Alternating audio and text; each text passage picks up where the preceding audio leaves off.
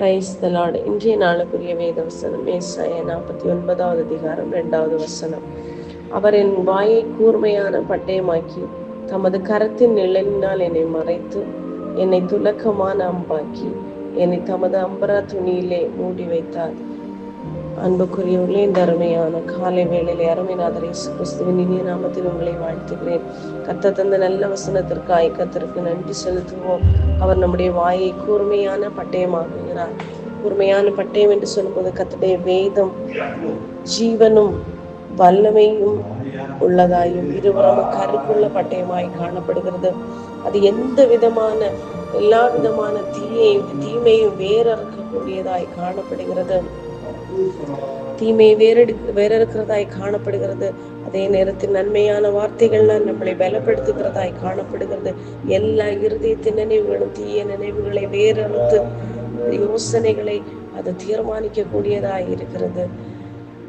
தமது கரத்தின் நிழலினால் நம்மை மறைக்கிறார். காரணம், எந்த கொடிய வியாதியோ கொடிய பிரச்சனைகளோ நம்மளை அணுகாதபடி, இந்த சத்துருடைய வன்கண்களும் நம்ம விழாதபடி நம்மை அவருடைய கரத்தின் நிழலினால் மறைத்து வைத்திருக்கிறார்.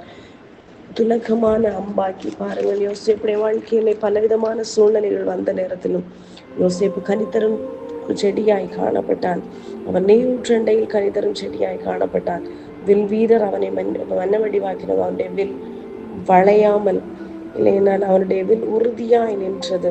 அவன் புயங்கள் யாக்கோபுடைய வல்லவருடைய கரங்கள் பலத்தன என்று கர்த்தருடைய வேதம் சொல்லுகிறது.